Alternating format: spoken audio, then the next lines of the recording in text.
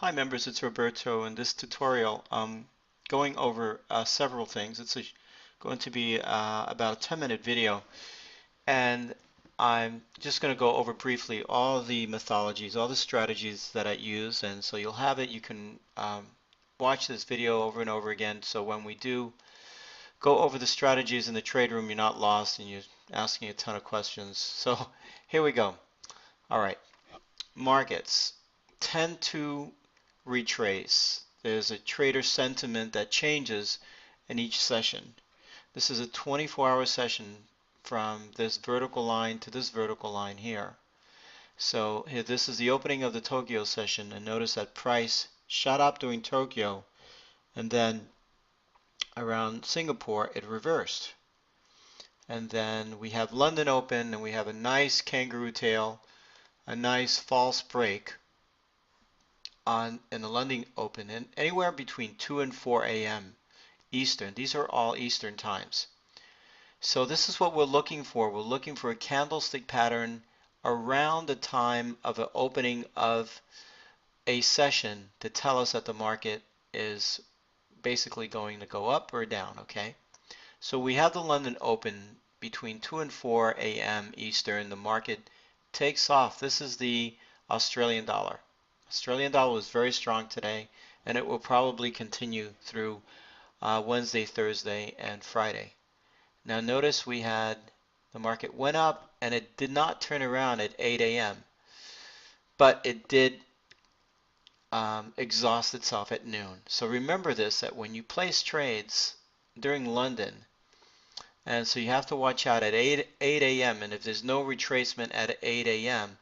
then most definitely at noon it will happen, and it did. It shot down at noon. So there was no, that's why people, some of you were asking me if I was looking for a retracement, and I was saying yes, because there is no way I was going to take a trade when it was so close to noon Eastern time. So that was the trade. Remember, Tokyo open, the market takes off. Singapore, tendency to retrace. Here's the London open, which respected the trend, because the trend had been going up. So the London open, market went up, and at noon it's pretty much all over. Okay, let's look at another chart. Aussie CAD, same thing. Tokyo, Singapore, market goes up, retraces at the end towards, let me see, there's a 6, 7, 8, 9. So around 10 o'clock Eastern, p.m. Eastern, that was an hour going into the Singapore session, the market retraces. The London session, make sure you remember it's a 2 and 4 a.m. window of opportunity. And again, we had a nice kangaroo tail and prices shut up, and then look what happened at 8 a.m. We had a spinning top, and then market continued to go up, and then by 11, 12 noon it was all over, turned around and went south. Okay, let's look at a few more these. Here's the pound Aussie. Again, here's a Tokyo open, shot down, and then Singapore turned around and went the other way. London open, we had a news event at 5:30. That was that huge candle, and by 11 o'clock noon, it was pretty much over. There's a retracement. Okay, so if you can just find trades at the beginning and at the end of a session. Here's the beginning of a session, end of a session, beginning of a session, end of a session. Okay, this is the end of noon is the end of the London session, and also it's the New York session is winding down. At 8 a.m. the market never, let's see how many candles. This was 3, 4, 5, 6, 7. This is at 8 a.m. so it continued to sell off, and it was based on that news event. The market wasn't going to really turn around at 8 a.m. because that news event was so strong. It was pound negative that it continued, but notice at 11, 12 noon, the market is pretty much done for the day, and there's your retracement. Okay. Now let's go over some rules. At the beginning of the Tokyo session, notice that the price just shot up. When you get close, so this Tokyo session about 3 or 4 hours, that was 6, 7, 8, 9. 10 o'clock, around 10 o'clock, that's the into an hour of the Singapore session, you have to be looking to get out of your trade if you were in going long in Tokyo. Sometimes it'll go through Tokyo and Singapore, but remember, these are two separate sessions. So we exit before a Singapore session, and then we wait for the London session. Or you can take a retracement trade and then get out by London. Here's the beginning of the London, and market went up all the way to 8 a.m. We had a spinning top. This is your exit. Then it tried to rally again, but by 11 or 12 noon it was over. So very important that you remember that the beginning of the session and at the end of the session, you need to be looking out for either exiting a trade or entering a trade. Here we could have entered a trade going south. We had a color change candle and priced it, went below 8 pips below this candle, and you could have made a little bit of money on that trade.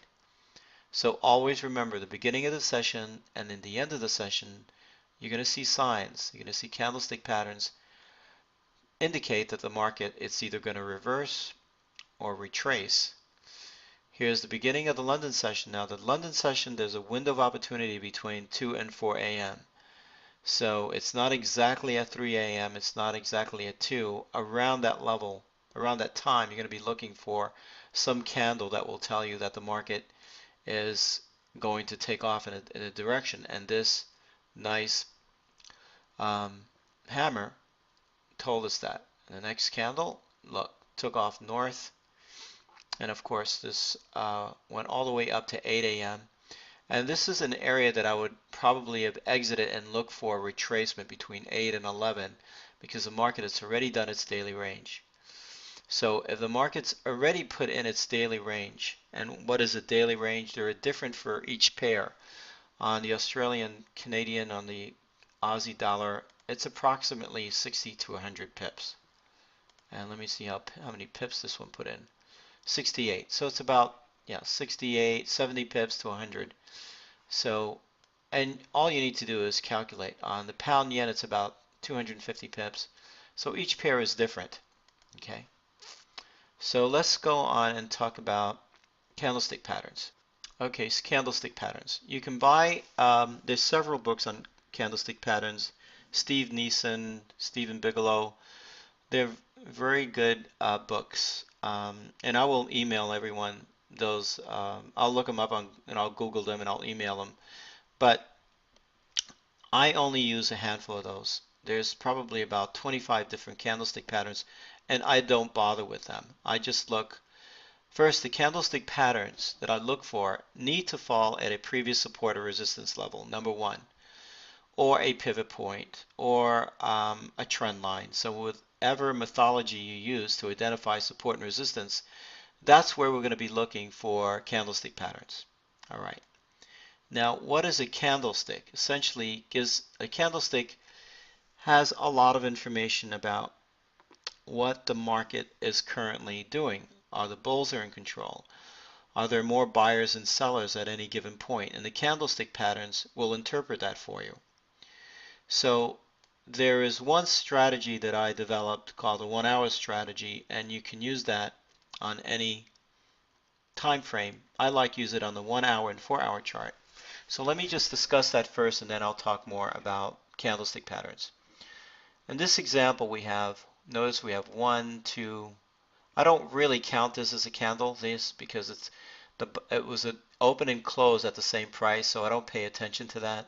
So I have 1, 2, 3 red candles followed by a color change candle. Then what I do is place a horizontal line at the close, the body of the candle, not the wick, the body. That line's a little bit too thick, because we need to calculate, we need to figure out what is the price that it closed at, and it was at 105.35. So our entry would be 105.43. One second, I'm having a hard time changing this one. Let me just make it a little bit thinner.